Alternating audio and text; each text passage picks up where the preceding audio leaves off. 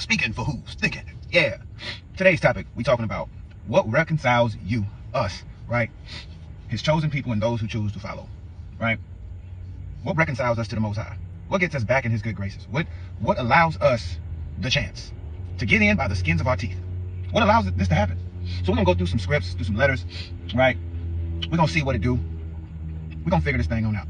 Because when we read the Old Testament, right? Those were written instructions for us to follow. To one day follow the prophecy, to get to a place where we believe and we have faith. Not just following just instructions, but actually having faith in the one who gave us the instructions and actually following it. That was the purpose of the Messiah coming. So you got to ask yourself, do I, one, follow the instructions? And do I, two, do what I'm supposed to do and believe? Because if you put these both together, now we got a chance to get in there and do our dance. You feel me? What you doing? So this is where we're going to start. 2 Corinthians 5, verse 19 through 21. That is, that God was in Christ reconciling the world to himself, not imputing their trespasses to them, and has committed to us the word of reconciliation. Now then, we are ambassadors for Christ, as though God were pleading through us. We implore you on Christ's behalf, be reconciled to God, for he made him who knew no sin to be sin for us, that we might become the righteousness of God in him. So this is out of the new KJV, just for a little bit of clear understanding. So the Most High had to reconcile us through the word, which was the Messiah. So he had to get us on board, and then he becomes the mediator for us, so then we can go to him. You dig it? You know, we like to keep it going. Let's get it. 1 Timothy 2, 5 through 7. For there is one God and one mediator between God and men, the man Christ, the Messiah, Yeshua, Jesus, who gave himself a ransom for all to be testified in due time. Whereunto I am ordained a preacher and an apostle. I speak the truth in Christ and lie not, a teacher of the Gentiles in faith and verity.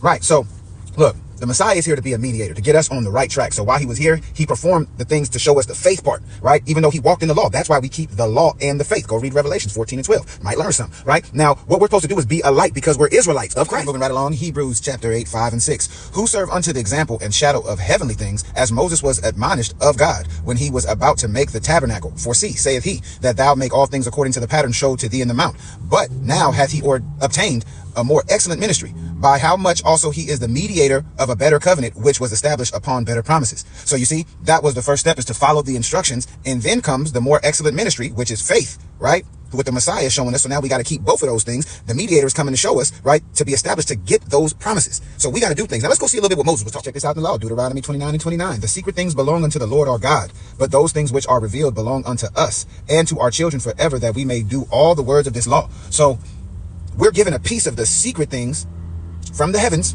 that was in the verse before. So we have to stay calculated in this movement of how we're doing things, right? But we need to start teaching our children to actually believe in these things.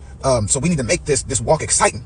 We need to make this fun, right? Because this is of the Most High, and these are heavenly things. So this is something that that belongs to us for our children forever, that we may follow and do all the words of this law. So we got to get back to it. I had to make myself a real little guy. Now check this out. Deuteronomy chapter 30, verses 3 through 6. Let's just read it and I'll go ahead and get to it next time. That then the Lord thy God will turn thy captivity and have compassion upon thee, and will return and gather thee from all the nations, whither the Lord thy God has scattered thee. If any of thine be driven out unto the outmost parts of heaven, from thence will the Lord thy God gather thee, and from thence will he fetch thee. And the Lord thy God will bring thee into the land which thy fathers possessed, and thou shalt possess it, and he will do thee good and multiply thee above thy fathers. And the Lord thy God will circumcise thine heart and the heart of thy seed to the Lord thy God with all thy heart and with all thy soul, that thou mayest live. You hear that? So now upon reading this right here, you guys have to understand that we just read Deuteronomy 29, and he's telling us, hey, look, you got to do what you got to do for what I told you to do, because these are secret things that I gave you. So now these secret things that I gave you, these are pieces of things that are to come. So now you have to attach these and keep them forever until the judgment day comes, right? Now, when y'all look down there at verse 6, that looks a lot like Jeremiah 31 and 31, which is what we're supposed to be doing when we start to see the Messiah come on the scene. And the time of the Messiah is even until this day. Just like the law is even until this day. The law was just the first part. The Messiah is the second part. It's the law and the faith. So we got to do these things so we can get granted those things down there. You dig it? Now we're just going to clean it up. Go ahead and clean it up. We're just going to get it up out of the way, right? Galatians chapter 3, 23 and 24. But before faith came, we were kept under the law, shut up unto the faith which should afterwards be revealed. Wherefore the law was our schoolmaster to bring us unto Christ, that we might be justified by faith. So upon reading this, most of you think that, oh, we ain't got to be up under the law. It's just now justified by faith. Let's read that again. Just going through, skimming through. Before faith came, we were kept under the law, because we got to be kept, right? We got to be kept moving by guidelines, right? Because then the faith is going to come and be revealed through the Messiah. So you got to walk in both faith and the law. Do them together.